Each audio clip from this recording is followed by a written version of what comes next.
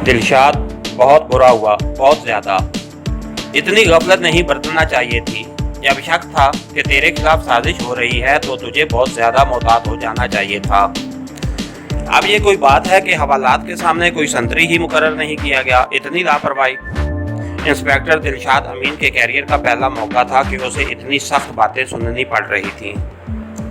Sir, असल में जुलूस की वजह से नहीं दिलशाद अमीन। एसपी साहब कता कलामी की। ये कोई जवाब नहीं है हवालात को खाली छोड़ने का, और वो भी ऐसे हालात में। अब बताओ मैं क्या करूं? तुम्हारी मुअत्तली से भी ये हंगामा सर होने वाला नहीं लगता। सर, मैं हर किस्म की सज़ा भुगतने के लिए तैयार हूं। यही तो रोना है कि तुम्हारी सज़ा इस मसले का हल नहीं है। अलबत्ता कैदियों को जहरीला मशरूब पिलाने वाला बंदा मिल जाए तो शायद साजिश करने वाले अनासिर तक हम पहुंच जाएं। इस बारे में कोशिश करता हूं, मगर इतनी ज़्यादा नफरी में ये काफ़ी दुश्वार होगा। दिलशाद अमीन फिक्रमंदी से बोला। और फिर इससे पहले कि एसपी साहब उसके जवाब में कोई बात करता, एक हवलदार इजाज़त तलब करके ऑफिस में दाखिल हुआ। हाँ खुर्शीद, क्या बात है? इंस्पेक्टर दिलशाद ने पूछा। सर, NON के जुलूस के मुकाबिल APM का एक छोटा सा जुलूस बन गया है जो आपके नाम के नारे लगा रहे हैं, और दिखाई ये दे रहा है कि थोड़ी देर तक शायद जवानिब की शुरकाए जुलूस उलझ पड़े। Oh no! एसपी साहब परेशानी के आलम में खड़े हो गए। मुझे पहले से शक था कि इस साजिश का टारगेट एक आम किस्म के इंस्पेक्टर नहीं हो सकता। ये कहते हुए वो इंस्पेक्टर दिलशाद से मुखातिब हुआ।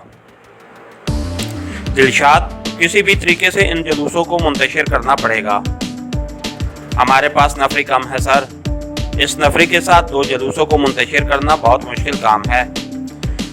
मजीद नफरी मंगवा लो, जल्दी करो। ये ना हो कि मगर फायर की आवाज़ सुनकर एसपी अपनी बात पूरी ना कर सका। चेक करो, पुलिस वाले तो ये फायर नहीं कर रहे, वो घबरा कर बोला। और हवलदार खुर्शीद जी सर कहते हुए भागता हुआ कमरे से निकल गया। इसी असना में मजीद 2-3 फायर हुए और एसपी के तजर्बाकार कानों को ये अंदाज़ा लगाने में कोई मुश्किल पेश ना आई कि वो हवाई फायर नहीं थे।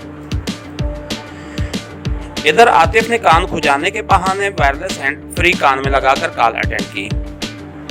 वो उस वक्त भिखारी के बेस में मतलूब क्लर्क के घर से मुनासिब फासले पर मौजूद था।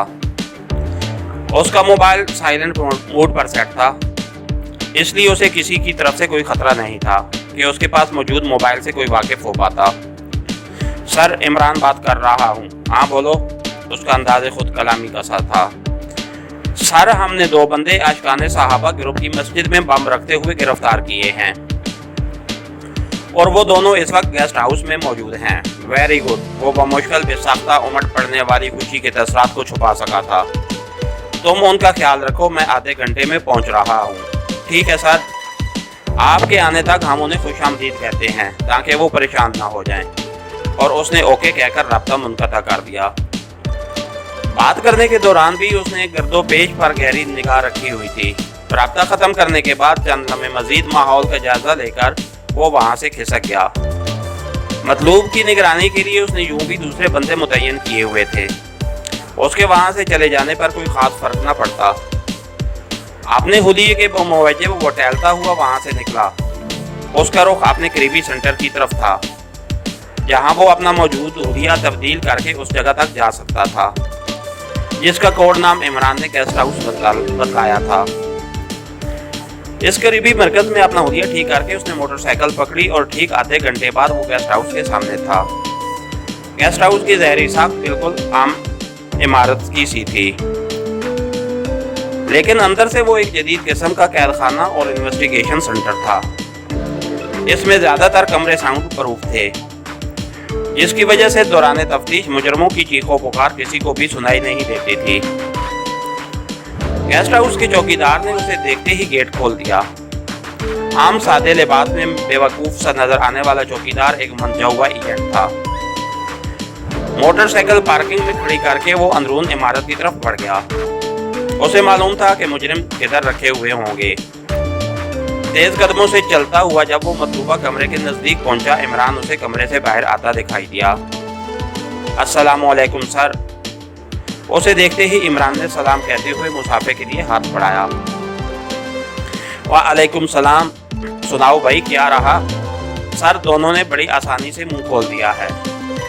किसी ज़मीर हैदर नामी शख्स ने उन्हें 1 लाख रुपए देकर इस काम पर आमादा किया है।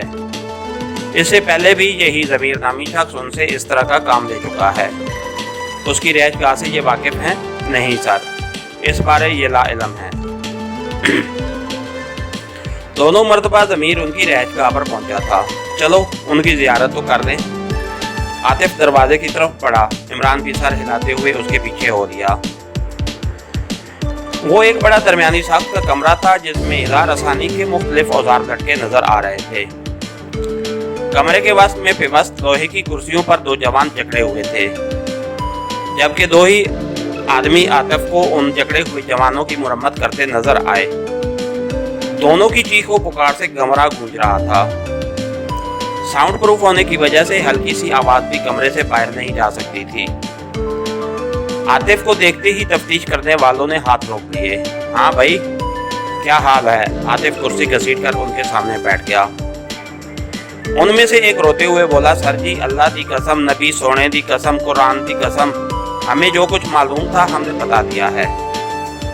क्या बता दिया है? और आतिफ के इस्तफसार पर वो जवान वही तफसील दोहराने लगा जो उसे इमरान की ज़बानी सुनने को मिली थी।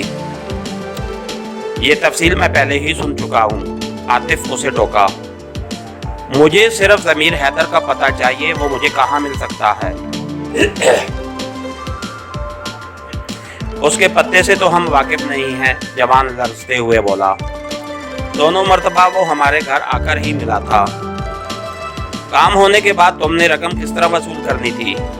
रकम हमें काम शुरू होने से पहले ही मिल जाती थी। आर्टिस्ट को बुलाकर ज़मीर अली का स्केच बनवा लो।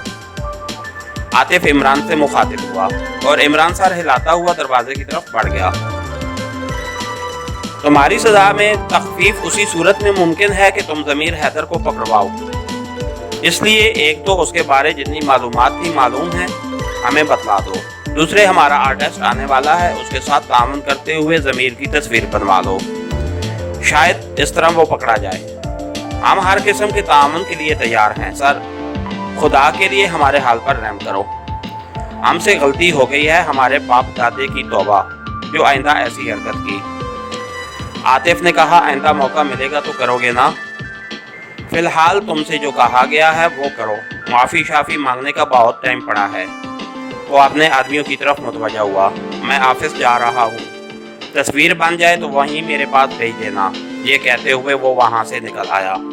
इसके साथ ही हमारी आज के एपिसोड का इख्तिताम हुआ। कहानीगर चैनल को लाइक कीजिए, सब्सक्राइब कीजिए और बेल आइकन को प्रेस कर दीजिए ताकि हर आने वाली नई वीडियो आप तक बर वक्त पहुँच सके। शुक्रिया।